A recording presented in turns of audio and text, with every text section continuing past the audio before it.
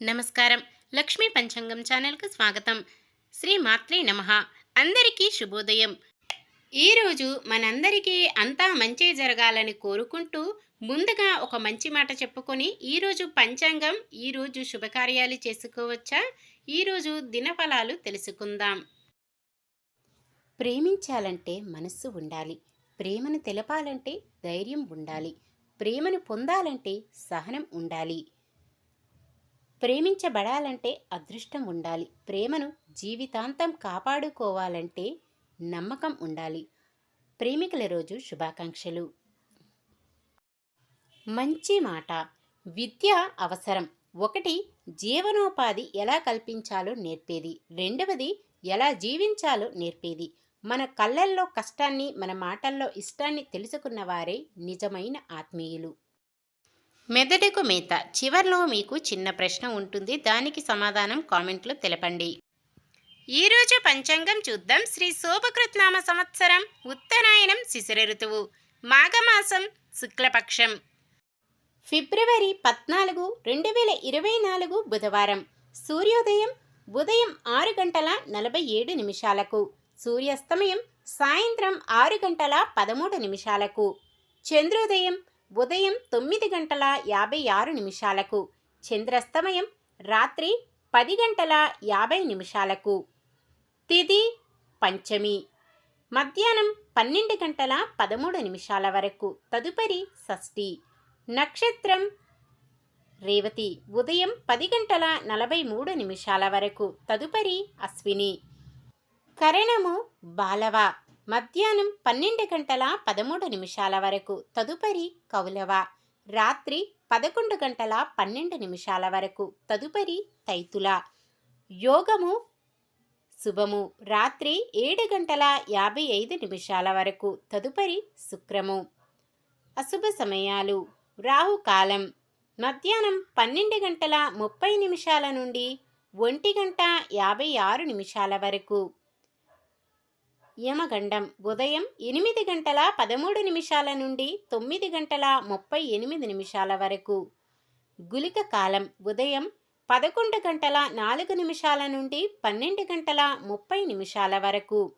దుర్ముహూర్తం మధ్యాహ్నం 12:07 నుండి 12:53 వరకు. వర్జ్యం తెల్లవారుజామున 5:38 నుండి 7:09 వరకు. శుభ సమయాలు. బ్రహ్మ ముహూర్తం తెల్లవారుజామున 5:11 నుండి 5:59 వరకు.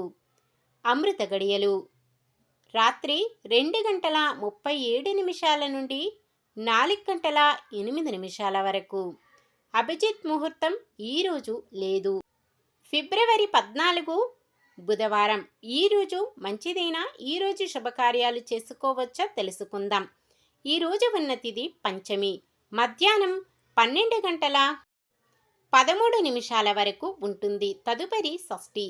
పంచమి శుభకార్యాలకు అనుకూలమైన తిథి. తదుపరి వచ్చే షష్ఠి శుభకార్యాలకు అనుకూలమైన తిథి కాదు. ఈరోజు ఉన్న ముహూర్తాలు. రేవతి నక్షత్రమున వివాహము, నామకరణము, వాహన ముహూర్తం చెయ్యడానికి శుభముహూర్తాలు ఉన్నవి. వివాహం చేయడానికి ఉదయం 6:47 నుండి ఉదయం 10:43 వరకు.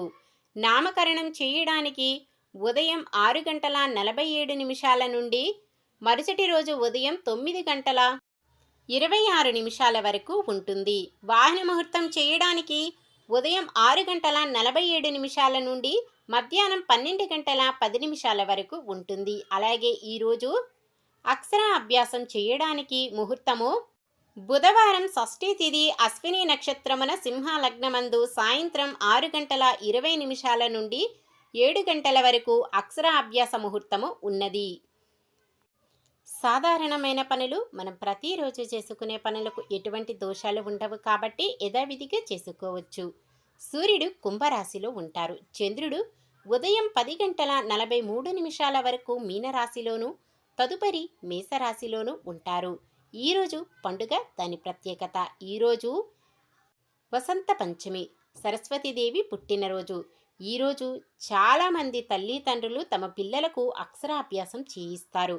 అలా చేస్తే వాళ్ళు విద్యలో చక్కగా రాణిస్తారని నమ్ముతారు. వసంత పంచమి రోజు సరస్వతీదేవిని పూజిస్తారు. పురాణ విశ్వాసాల ప్రకారం జ్ఞానానికి ఆదిదేవత సరస్వతీదేవి వసంత పంచమి రోజున అవతరించారు. సరస్వతి పూజా ముహూర్తం. వసంత పంచమి రోజు సరస్వతి పూజ పవిత్ర సమయం ఉదయం 7 గంటల నుండి మధ్యాహ్నం 12 గంటల 35 నిమిషాల వరకు ఉంటుంది. మొత్తం పూజా సమయం 5 గంటల 35 నిమిషాల వరకు. ఈ పవిత్రమైన రోజున సరస్వతీదేవి దగ్గర పుస్తకాలు పెన్నులు ఉంచి పూజ చేస్తారు. ఇలా పూజించడం వలన జ్ఞానం పొందుతారని నమ్ముతారు. శుభకార్యాలు నిర్వహించేందుకు ఇది ఎంతో పవిత్రమైన రోజుగా పరిగణిస్తారు. ముహూర్తం లేకపోయినా ఆ రోజు ఏదైనా పని ప్రారంభించడం మంచిదని భావిస్తారు. వీక్షకుల అందరికీ వసంత పంచమి శుభాకాంక్షలు. వసంత పంచమి వివరాలు పూర్తిగా ఇంకా ఎవరైనా తెలుసుకున్నట్లయితే మన ఛానల్ని విజిట్ చేసి అందులో వీడియోని చూడండి. వసంత పంచమి పూర్తి వివరాలు వీడియో రూపంలో మన ఛానల్లో ఉన్నాయి, తప్పకుండా చూడండి. నిన్న మేమడిగిన ప్రశ్నకు సమాధానం. రాముడు జన్మించిన ముహూర్తం ఎప్పుడు? అభిజిత్ ముహూర్తం. ఈరోజు ప్రశ్న: విశ్వామిత్రుడు వచ్చే నాటికి రాముడి వయస్సు ఎంత? 13, 15, 12, 10.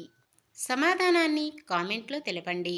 ఈరోజు పుట్టినరోజు మరియు పెళ్లి రోజు జరుపుకుంటున్న వారందరికీ హృదయపూర్వకంగా శుభాకాంక్షలు తెలుపుకుంటూ, వారు ఎల్లప్పుడూ సుఖ సంతోషాలతో సకల సౌభాగ్యాలతో ఆ శ్రీ మహావిష్ణువు ఆశీస్సులతో ఉండాలని మనస్ఫూర్తిగా కోరుకుంటున్నాను. ఈరోజు మన దినఫలాలు ఎలా ఉన్నాయో తెలుసుకుందాం. మేషరాశి ఆదాయపరంగా మరింత ప్రగతి కనిపిస్తుంది.